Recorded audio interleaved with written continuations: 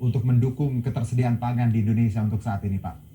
Ya, ini sudah kami rapatkan bersama dengan Kementerian Perdagangan jauh-jauh hari sebelumnya, bahwa kita sudah mengingatkan akan adanya potensi terhadap kenaikan kebutuhan bahan pokok, yang tentu instrumennya banyak ya. Ya.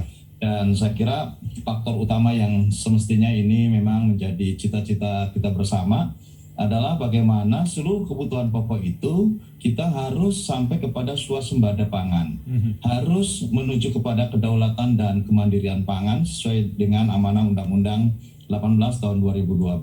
Okay. Namun saya kira kalau melihat neracanya memang ini agak mengkhawatirkan, karena hampir seluruh kebutuhan pokok yang masih basisnya impor ini naik terus ya. Misalkan garam ya, yang paling mendasar sering kita gunakan, itu juga naik, impornya hampir 3,03 juta ton dari kebutuhan 4,6 juta ton. Okay. Kemudian kebutuhan gula ini juga saya sudah ingatkan, ternyata sekarang sudah merangkak naik, impor kita masih 3,4 juta ton.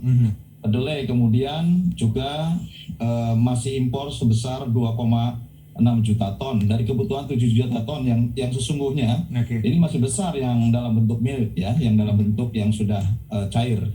Kemudian juga kebutuhan daging sapi dari 706.000 ton lebih, kita masih impor 266.000 ton. Artinya bahwa selama kita tergantung terhadap impor, kita sangat mengkhawatirkan terhadap bagaimana harga saat ini terintegrasi terhadap harga internasional. Dan ketika kita bergantung terhadap impor, juga instrumennya semakin banyak. Misalkan saat ini kan harga komoditas lain selain pangan yang berhubungan dengan energi juga meningkat. Harga batu bara meningkat. Harga crude oil saat ini juga naik ya, di atas 100 US dollar per barrel. Kemudian juga kita tahu kemarin untuk palm oil juga meningkat harganya, sehingga kemudian ini yang berimbas terhadap kebutuhan lokal yang pada akhirnya tidak terpenuhi. Nah, situasi ini tentu yang harus dirumuskan secara bersama-sama sejak dahulu sebetulnya harus dirintis gitu ya.